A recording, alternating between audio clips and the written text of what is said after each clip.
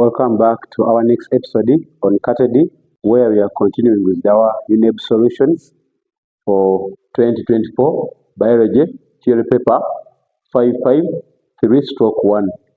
Last time we handled item 4, and today we are going to item 5, which is also still in section B, part 1, under the same element of construct that says, learner appreciates diversity of living things and sustainability of natural resources. With this element of construct, it covers topics like diversity of living things, ecology, and humans and environment. Now, with this, we are going to item 5. Item 5 says, a hilly place previously covered with a thick vegetation has recently been dominated by many activities that include timber cutting, charcoal burning, rearing of cattle, and crop gardening. Farmers practice bush burning in preparation for planting and also dig up and down the slopes of the hill. Incidences of strong wind, mudslides, and flooding of gardens in the valleys have become common in the area. Task: explain how the different activities have caused the challenges in the area and how they can be overcome. Now with this, you have to check what are the challenges they are talking about. First of all, they are giving you challenges like, you have where they talk about incidences of strong wind, mudslides, and flooding of gardens in the valleys have become common in the area. Those are our challenges. Now I have to check, how are these activities leading to strong winds? How are these activities leading to mudslides? And also, how are these activities leading to flooding? We'll go back to our scenario, which was saying we had a thick vegetation which was dominated by activities. First of all, we had a thick vegetation, and this thick vegetation was encroached on by the population. Which population was conducting activities like bush burning, cutting down trees, charcoal burning, and rearing of cattle, as well as crop gardening, which also involved digging up and down the hill. So let's check. We shall first check on our first activity. Our first activity was simply timber cutting. How is timber cutting having a challenge on the environment? First of all, in timber cutting, you're looking at cutting big trees.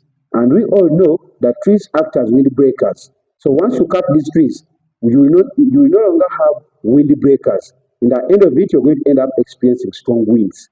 So that's how the strong winds are coming up. We would have cutting of trees removes big trees that hold soil particles together, thus leading to mudslides and erosion of the soil. Yes, this timber cutting will also have another impact like mudslides, but concerning the strong winds, you will also explain timber cutting affecting our environment in two ways. One of the ways, cutting of this timber removes big trees which act as windbreakers, and in the end of it, you're going to experience what?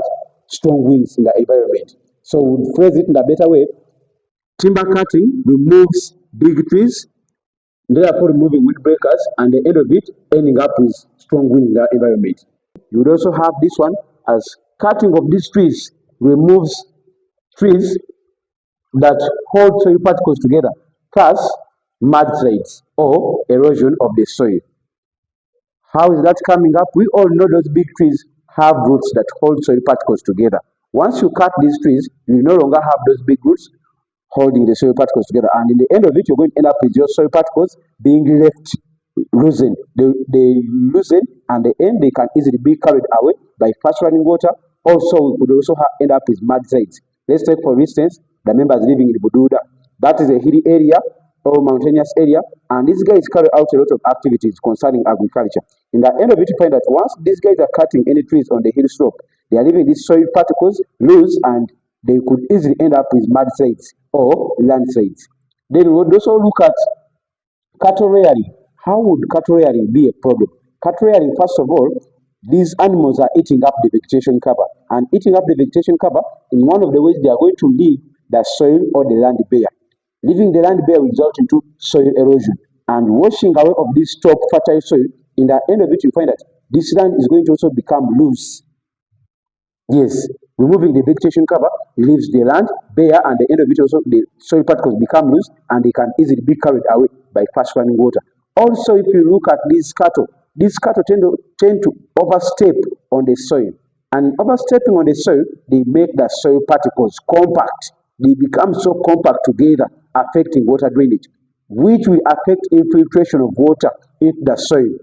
If you affect infiltration of water into the soil, water can no longer infiltrate the soil pores, but instead it will run off quickly. And in the end of it, all this water will run off to a certain area, for example, the valley, leading to flooding. That's how the flooding is coming up. Reason the water drainage system has been affected by these organisms that are overstepping on the soil, compacting it together, affecting its drainage. We also have crop gardening on the hill. These guys are carrying out crop gardening, farming on the hill. First of all, as you're conducting that farming on the hill, this farming is going to result into loosening of the soil particles. If you loosen the soil structure, it's very easy for this soil or the land to be, a portion of it to easily be carried away by fast flowing water. You are losing the soil particles, and at the end of it, you may lead to mudslides, which we are seeing that it's a common challenge faced by these individuals in that area. And we also have these members carrying out crop gardening. We were told that they are carrying out crop gardening, and as they are digging up and down the hill. Digging up and down the hill is not good. Why? It creates channels or gullies, big gullies that are coming from the fast running water. And as you're digging up and down that hill slope, you may result into weakening of our soil structure. You're actually enhancing the removal of that topsoil on the hill slope, and at the end of it, you're going to end up with again mudslides. We also have another issue where we're having charcoal burning. Charcoal burning, before you burn any charcoal, you have to cut down trees. You can't burn charcoal without the trees. So meaning you're going to result into what? Deforestation. And with deforestation, you're leaving our land bare. You're removing the trees which we are providing a vegetation cover against soil erosion. And therefore, removing these trees leaves the land bare, leading to soil erosion. And remember, this is the soil erosion that's occurring along a hill slope. Removing these trees also results into removal of those roots that we are holding the soil particles firmly together. In the end of it, the soil is becoming loose. The soil particles become loose, and at the end, you're ending up with mudslides. The other challenge was bush burning. We all know bush burning will have an impact on our environment, because you're living in an environment where this bush, first of all, it's a habitat for many essential organisms within the environment. Burning this bush will first of all remove the habitat or destroy the habitat for these essential organisms, and in the other side, burning of this bush also kills some of the essential organisms, resulting into loss of biodiversity. Because we told you, this is an environment. You're looking at an element of construct which is about an environment, as well as natural resources, sustainability of natural resources. Because once you burn the bush, yes, you're killing some of the organisms and also removing the natural habitats for some of these organisms, resulting in loss of biodiversity. That is not only the only challenge coming from bush burning. Bush burning also has other added challenges, which may include bush. Once you burn the bush, you're going to also leave the soil bare. You're leaving this land bare, exposing it to high chances of soil erosion. And with the erosion, you're going to result into the mudslides. Because as you keep eroding away the top fertile soil, with time, you're creating gullies, channels along the hill slope, as well as loosening the soil structure. In the end of it, to some extent, you result into mudslides. I also talked about digging up and down creates what? Channels on the hill slope. Creating these channels on the hill slope, losing the soil structure, and it may result into mudslides. Those are the challenges we will talk about resulting from the different activities in this environment. And in this same item, they wanted you to give how these challenges can be solved. Yes, on the part where they said how the challenges can be overcome. With this, you have to pick out a challenge and advise on how we can overcome it. One of the challenges we had cutting down of those big trees. We had timber cutting, which was an activity that resulted in some other challenges in that environment. How can we handle the issue of timber cutting? First of all, why are these members cutting timber? They could be cutting the timber for construction, and they could also be cutting some of the trees for charcoal burning. So what advice would you give such a population? We simply encourage them to have alternative sustainable energy sources, because members are carrying out cutting of those trees for charcoal burning. So you opt for alternative energy sources which are sustainable to our environment, like electricity, so as to reduce on the cutting down of trees for charcoal burning. In the end of it, you have handled the issue of maybe soil erosion and also an issue of strong winds, which was coming up.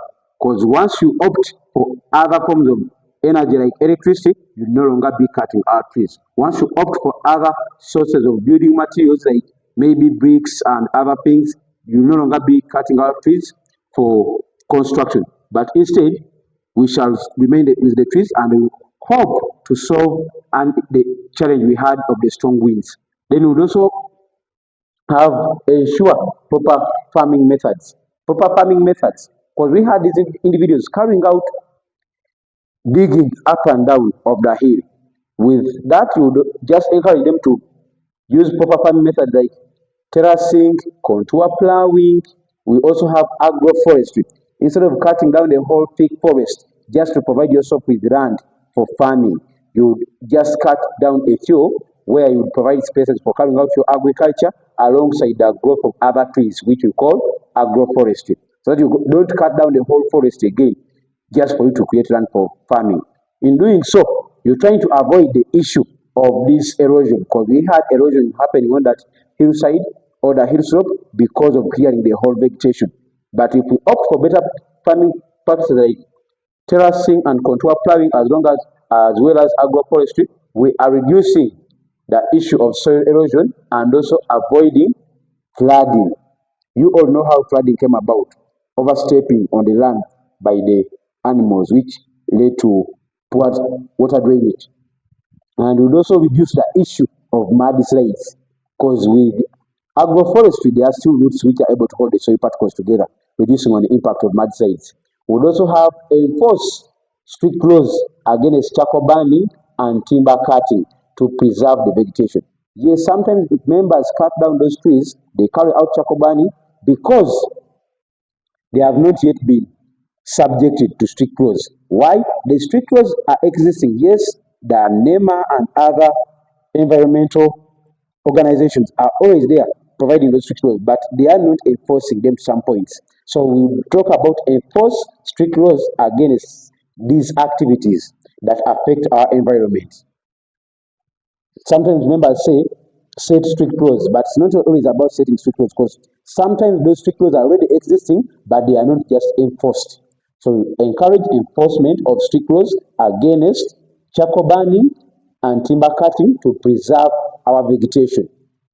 Sometimes the enforcement also involves setting heavy penalties and fines against culprits found conducting these activities. With that, the other members will fear to do this. Then we will also talk about encourage replanting of trees to replace the cut ones. Whenever we have such challenges, because you don't stop the population from cutting trees totally, that will not happen. They will not stop cutting trees totally. But as the government, the NEMA organization can come up with better solutions, like encourage these individuals to replant trees. The moment you cut one, they always encourage you to plant two to replace the cut ones, so that we don't face any impact from losing that tree. We would also have create awareness in the community about the dangers of bush burning and charcoal burning. Sometimes these members practice these activities not knowing the end results of what they are doing. Someone is busy cutting down trees for charcoal and building, but they don't know the impact of that activity. Someone is carrying out charcoal burning, burning the bush severely without even thinking about what is the end result of what I'm doing. Why? They are ignorant about the challenges. So as a government organization, create what we call awareness campaigns. Conduct awareness campaigns to sensitize the masses about the dangers of bush burning and charcoal burning. Tell them that once you cut these trees, this is what will happen in the end. Much as you're benefiting, there are serious consequences that you're going to face. So with that, someone will do any activity. At the back of their mind, they will be knowing what will happen. With that information being provided, they even go ahead to reduce or even search for other alternatives that will be conducted other than resorting to these activities. Then the other would look at relocating the people, relocating the population living in that area to allow this vegetation which was lost to regenerate. Yes, we've had issues like those people in Bududa, they were facing landslides which involved even death and destruction of property. So what was the government doing? They were relocating some of them to certain areas. In doing so, you allowing the vegetation to regenerate, and then the vegetation cover will also aid in reducing the consequences, the challenges that we are being faced. So that's how we could look at minimizing or overcoming the challenges above. Part B was saying, why should the community conserve the hill? We all from our item know that this hill had a peak vegetation. Why should we conserve that peak vegetation? Yes, we have to look at the benefits of that peak vegetation. How is it important to us? Is keeping it in nature, is keeping it in its existence in any way important to the humans? Yes, we have several benefits we gain from it. One of them, the thick vegetation provides a land cover. This land cover helps in preventing soil erosion and in also holding the soil particles together, because the roots of those trees and other portions of vegetation hold the soil particles together, and in doing so, it prevents these mudslides which we are experiencing in our community.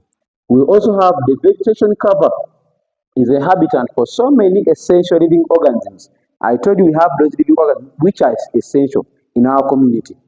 Those living organisms, they benefited from this vegetation in that it provides the shelter for them and it's also a source of food to those very organisms. So you have vegetation, the habitat for many essential living organisms as well as their source of food.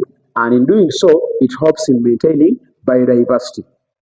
We also have some trees are a source of herbal medicine. I told you these trees, we have so many herbal doctors in our nation here, and they benefit from this vegetation. They benefit from these fig trees. How? They go there for leaves, they go there for flowers, they go there for the back from the stems, they even go there for some other parts, which are important in curing so many diseases.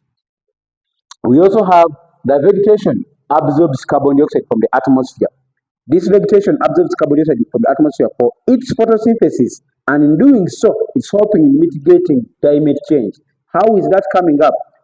I told that accumulation of carbon dioxide in the atmosphere absorbs heat radiations that are brought back onto the Earth's surface, leading to global warming. So once you have this vegetation, it helps to reduce the accumulation of carbon dioxide in the atmosphere, and at the end of it, it mitigates climate change.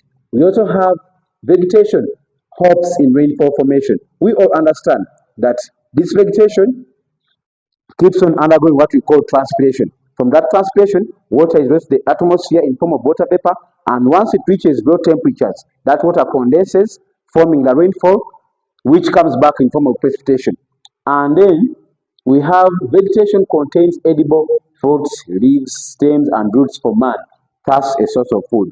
Many individuals there normally run to the forest to get fruits, to get some edible stems, some edible leaves, and some edible roots. So it's a source of food. Then we also have the thick vegetation. The thick vegetation is also important in promoting tourism. How is it coming up? This thick vegetation, so not all areas across the world are able to access a thick vegetation. So a country which has this thick vegetation is benefiting from it, in that this thick vegetation attracts tourists, and tourists, of course, will not always benefit seeing that resource or natural resource for free. The country always benefit by earning what we call income. Because many of you, I'm very sure, you normally go to tours. You go to tours, some of you go to Mabila Forest, you go to other areas where you're going, but wherever you're going, you're paying something. So these natural resources are important in earning the government revenue from the tourism. We'd also look at other benefits of these natural resources, but we could mainly look at these ones which are provided. Others, you'll find them in our category. Make sure you subscribe to our category. Go there and watch some of the videos to understand more. And there are also there written information concerning these solutions. Go there, subscribe, download the app, and also benefit more from it. Thank you for viewing.